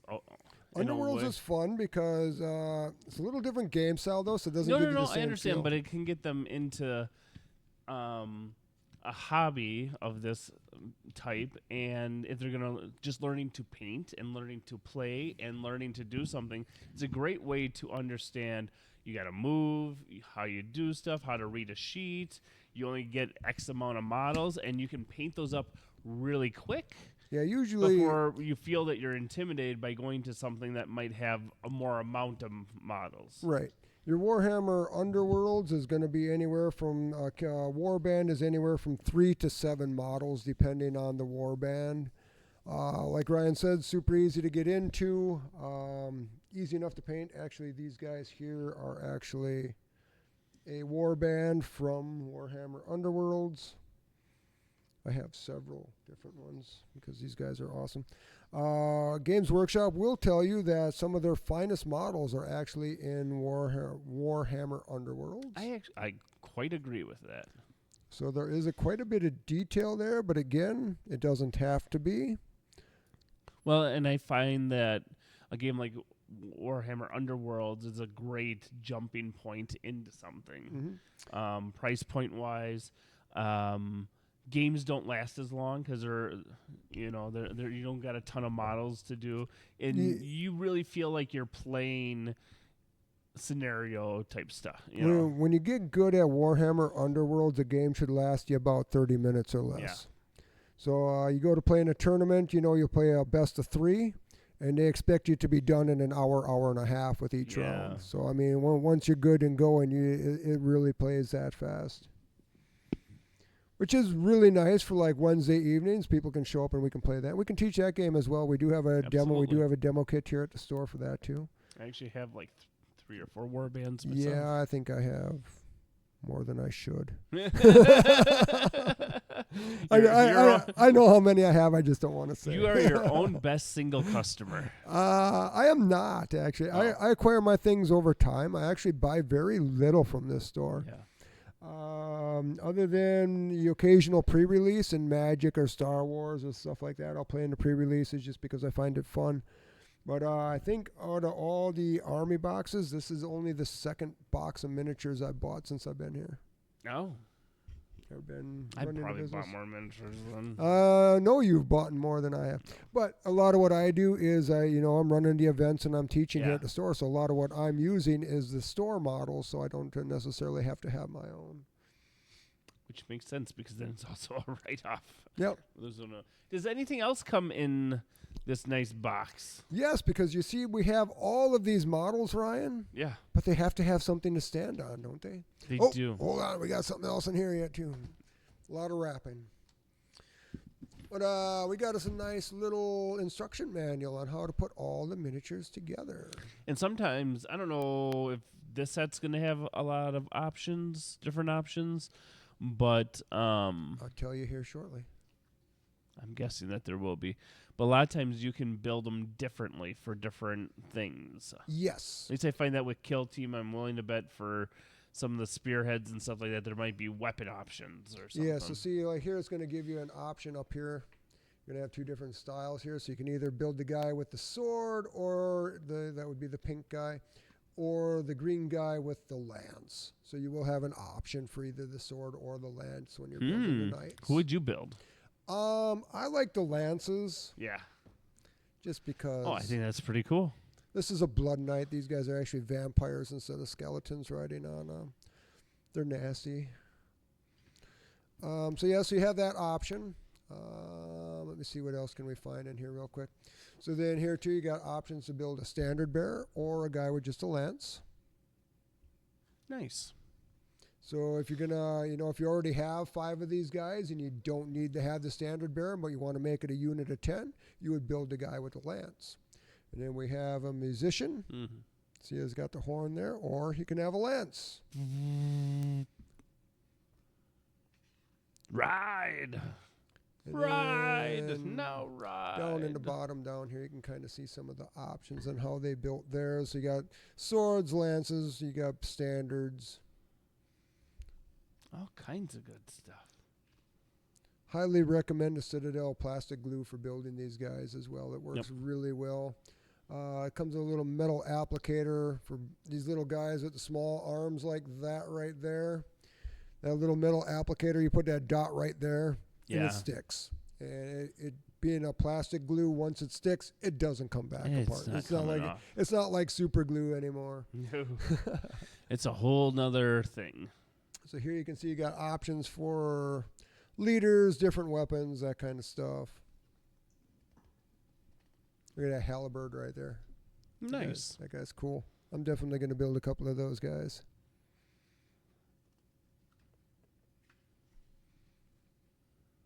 And shields.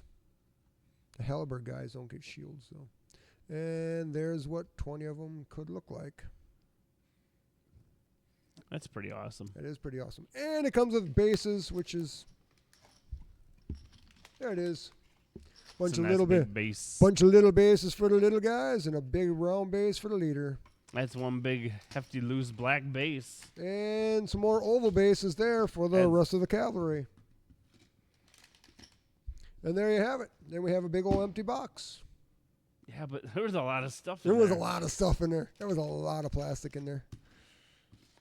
I can say about 4.5 pounds. I had to pack up a couple of them today that we had shipped on we sold rather on our pre-release. Some of them, one of them is going to Pittsburgh. Nice.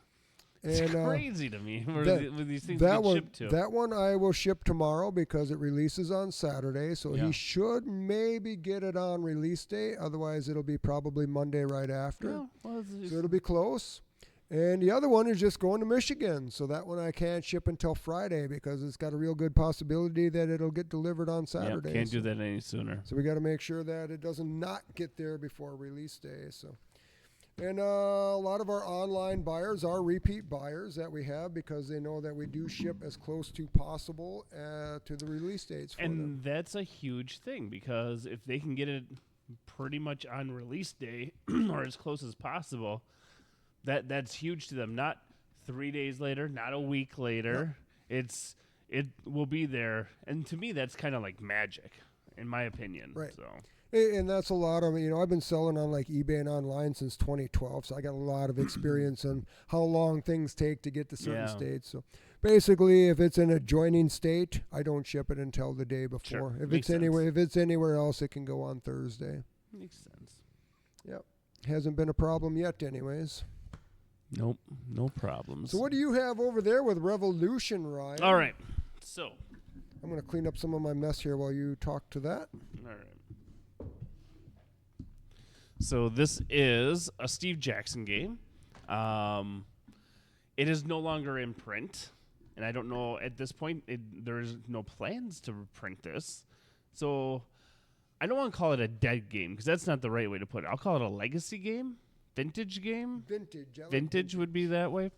And normally, why would you want to talk about a game that someone can't go buy? That doesn't make any sense. But sometimes there's just really good games that for whatever reason, they're just not going to print them anytime soon, but you want to coax people into playing with you. Mm-hmm. So the base game, there's actually an expansion for this, which is in here too. Nice. The base game is a minimum of 3 players, or up to 4, and then there's a 5 to 6 player expansion, which adds to the board. So you can play 6 players on this. Nice. I'm not trying to float my own boat, but so far, every time I have played this, I have won the game. Are you challenging me, Ryan? It could be a bit of a challenge.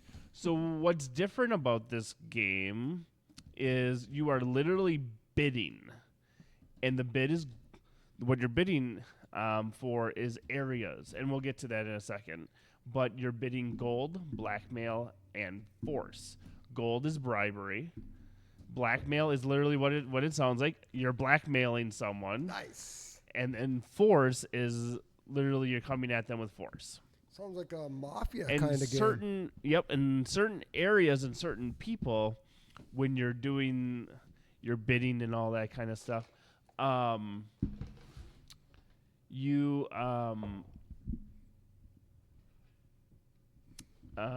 was I going to say that? Certain places are influenced different compared to other areas. So let's get into here and we can get a little more detail. First off, I learned this game at Gen Con. From the designer of the game? From Steve Jackson himself. That is my claim to fame on here. Woohoo! On here. That's what I kind of say. And probably one of the reasons I love it so much, too, is because I learned it from the main man, and he kind of helped me understand how to do it and what to look for. All right.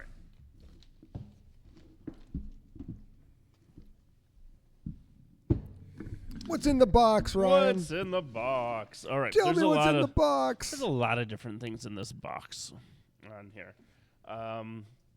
Rules, which Steve Jackson is not known for having a ton of rules on there, but I like simplicity.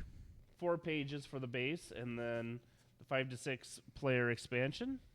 1 sheet, 2 sides, and then this is when zombie dice and Cthulhu dice. Yes, Those zombie dice. were new back in the day. I love zombie dice.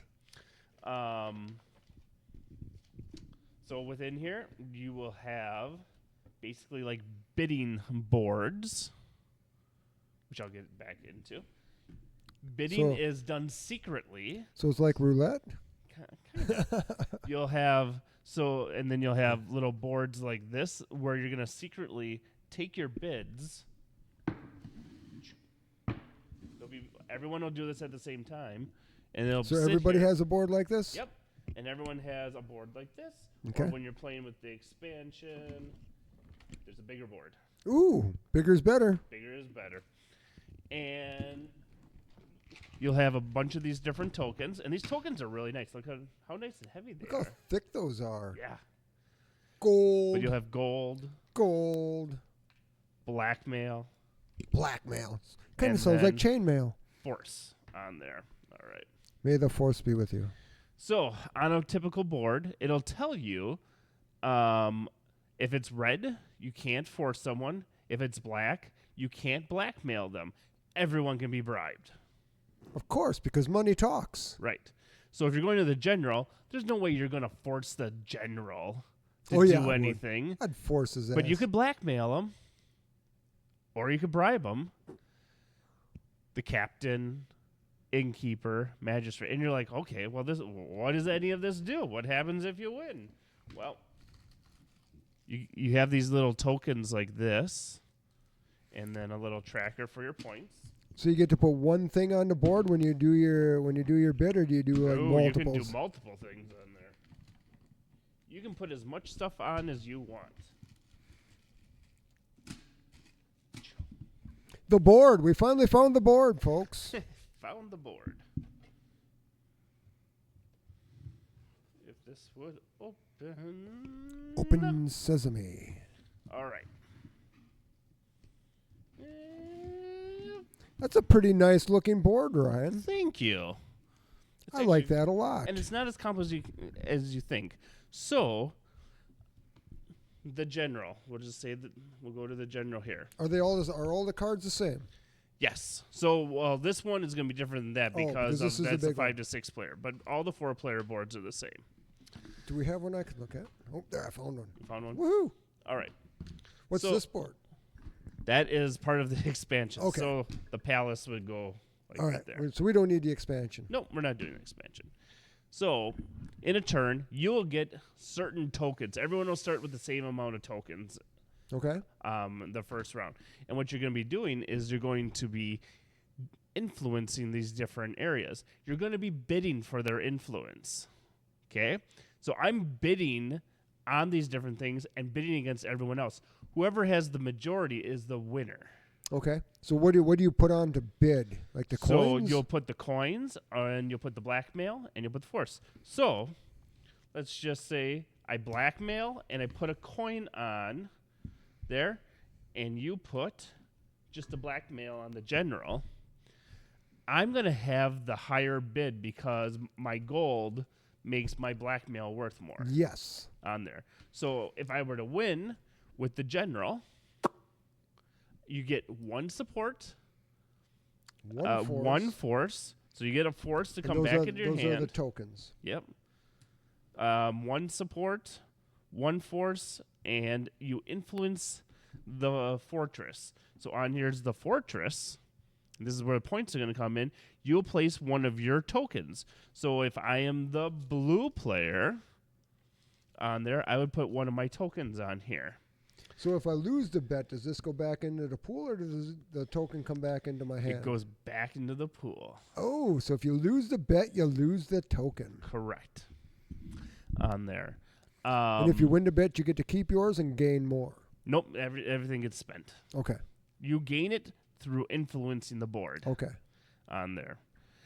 When an area is completely full, then you find out who has the majority, and they get the points. So, like, the fortress is worth 50, the cathedral is worth 35, the tavern is worth 20, the harbor is worth 40. So support is actually your points. So when you're influencing the general and it says to give 1 support, that means you get a point on the board. And then you just keep track with a marker of some sort? So within, they have these little tokens. Ah. I know this isn't So the same little, the little round tokens. the little round tokens. Okay. And so the game ends when everything is full, and then you figure out the majority of everything, and that is the end of the game. That's it? And then you figure out how much support you have. Nice. Yeah, And the person with the highest points wins. correct. Or highest support. Yep, and it's that simple. It's not a complicated game. I think I would like this game, Ryan. Because it's hidden bribery. We should find some players to play this on a Wednesday night before the We stream. should do that right on the stream. If Kevin or Colin would have stayed, we could have done it. I'll talk to Amanda. She might like this. Yeah. I'll leave it here. Perfect. Or you can just bring it back when we have the I'll stream. just bring it back. Yeah. Don't want to put it in the... Yeah, if it's an original copy, I think I would take it home. Well, it does have... I always thought about getting another one because it kind of got blown out. But they don't make it anymore, so how can you get They it? don't. Yeah, No. see? Well, I can find it used. I like the games that not everyone else in the world loves, and Revolution is not one of those games that everyone loves, and I don't know why, because I think it's a great game. It's worker placement. So let's go over. I'm gonna bring this down. Yeah, tell me about it. And let's go over what Making some a of the mess. different areas. Oh, that's really. Yeah, we got a nasty glare with that new lighting. We got some new lighting in here, folks, so we're working on it. All right, let's start with the top corner here, The general. the general. So if you win the general, you get 1 support, which is a point. You get 1 force, so that will go into your pool, and you influence the fortress. So you'd put a token on the fortress. Correct. The captain is 1 support, 1 force, and you influence the harbor. Nice. The innkeeper is 3 support, Wow. 1 blackmail, and you influence the tavern. Mm-hmm. The magistrate is 1 support, 1 blackmail, influence the town hall. Now this is where it gets kind of neat. The priest is 6 support and influence. And you'll notice you can both force, support, and bribe the You can do priest. everything to him. The aristocrat is 5 support, 3 gold, influence the plantation.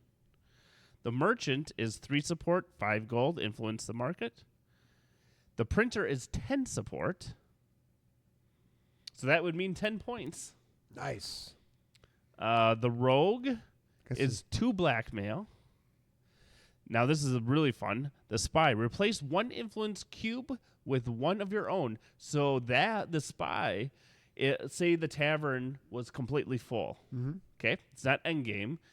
So you don't score all the points on there until endgame for the different areas. Okay.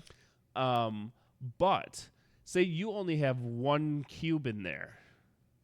All right? Mm-hmm. And you want to have the majority. This is a way to do it. You replace one Replace one influence cube with one of your own. Yep. The apothecary, swap the cubes in any 2 influence spaces.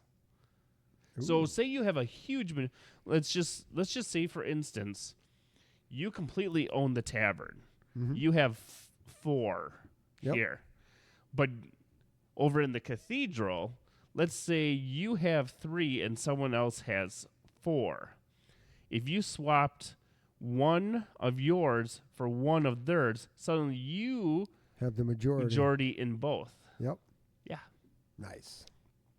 Okay. And then the mercenary, 3 support, 1 force. Now let's say we're gonna play a 5-player game. 5-player game. Or So 6-player. 5 or 6-player game. So the general is still the same. Captain's still the same. Innkeeper's still the same. Magistrate is still the same. But we got a viceroy.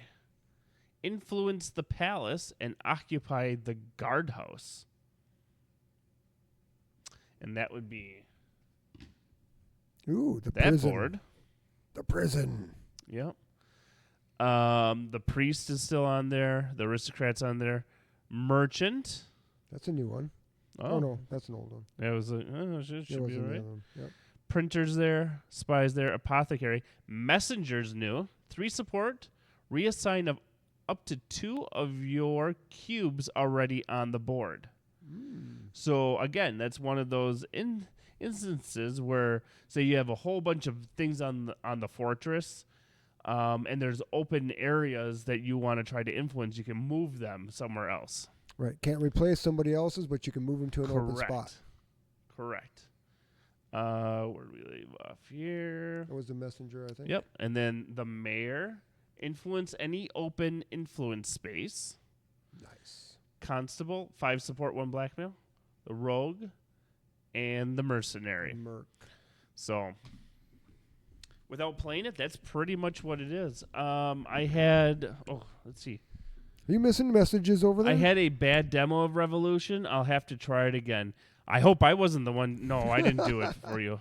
So, yes. You we'll have to try it learned again. from the man, and you demoed it like shit. I didn't do it for him. It was not my. I don't know.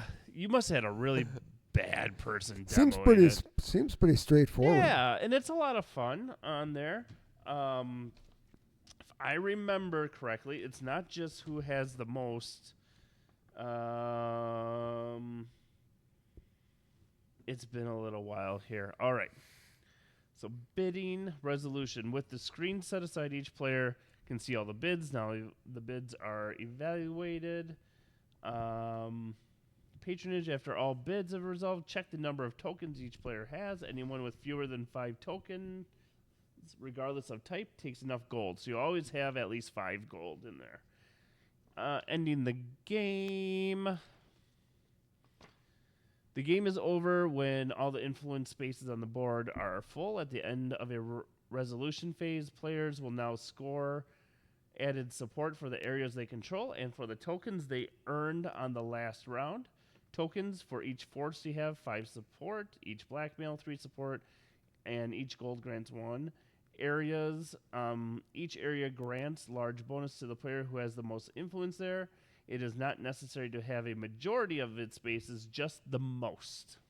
So sometimes you could, if you're playing 5 to 6 players, there could be all 6 people are here. Mm-hmm. So you have 1, 2, 3, 4, 5, 6, 7, 8, and 6 of them are all different. And then say you have 2 more, while you don't have the majority, you have the most influence. You have the most, yep. Yep. So definitely a game that I think you would really like. A little bit of tactics involved with this one. Well, let's just say you learn how to read people really quick with this game. You figure out what they're going to do, and it's so obvious a lot of times on there.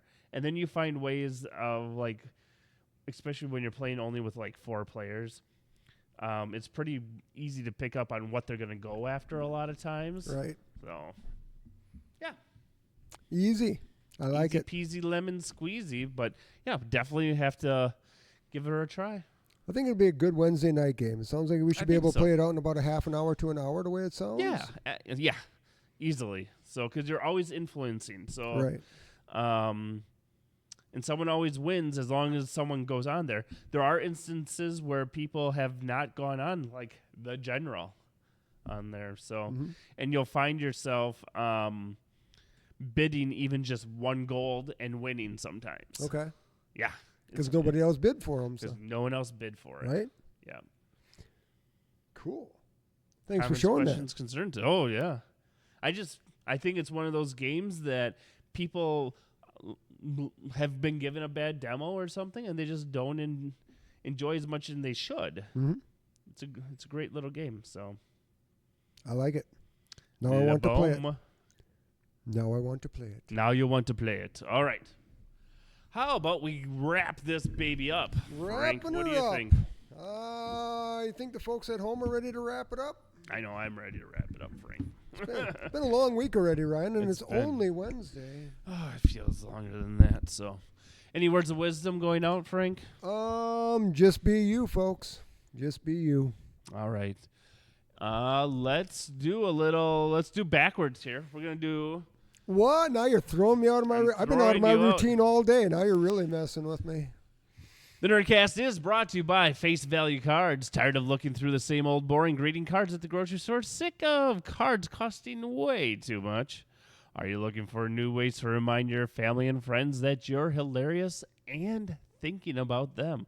Well, you're in luck, fam. At facevaluecards.com, we've got you covered with quirky, witty, anytime greeting cards. Tell your bestie that their dog likes you better. Tell your sibling they are more motivational than your other motivational crap. Not sure which one to try? Grab a 10-card variety pack for a 10% discount per card. Add the promo code NERDCAST at checkout for an additional 35% off. 35% off? That's one hell of a deal, Ryan. That's right. An additional 35% off. Plus, with free shipping on orders over $10, it's easy to give our cards a try.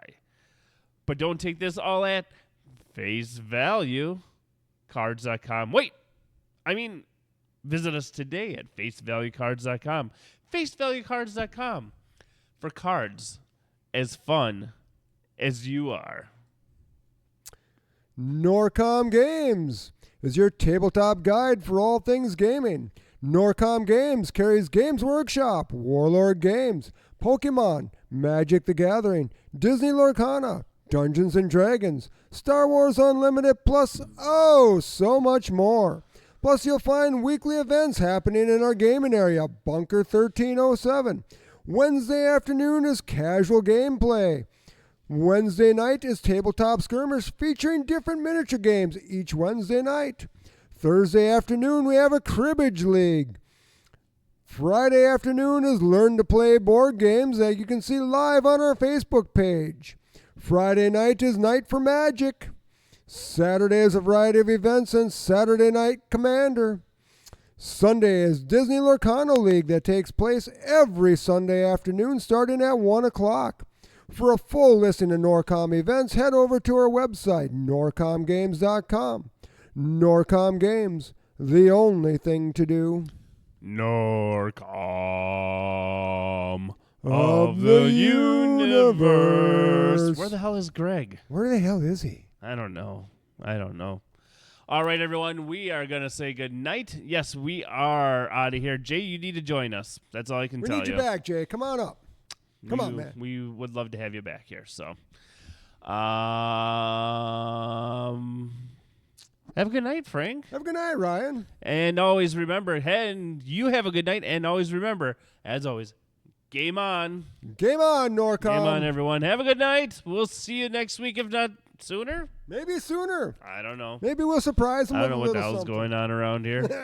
Me and you both. Oh. Wait, I'm the boss. Good night, everyone. Peace.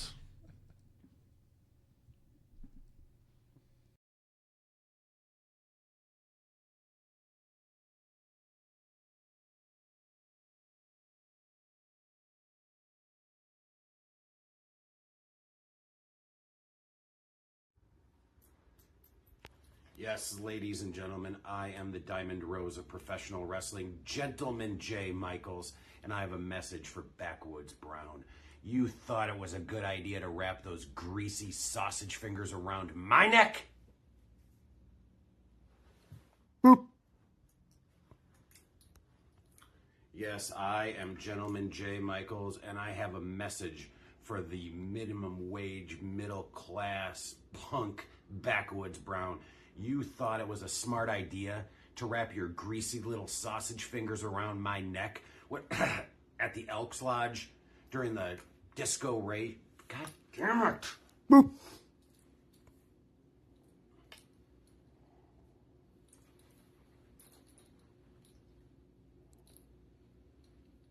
Boop. What should have been a stellar night for Gentleman Jay Michaels turned out boop.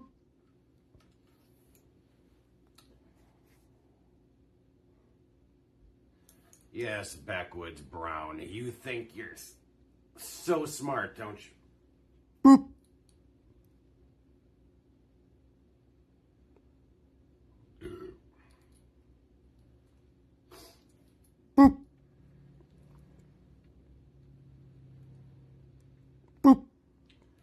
what could have been the greatest night for Frontline Pro Wrestling with me, Gentleman Jay Michaels, offering out of the kindness of my heart to bring in national talent worthy of professional wrestling, worthy of what you fans deserve to see. What happens?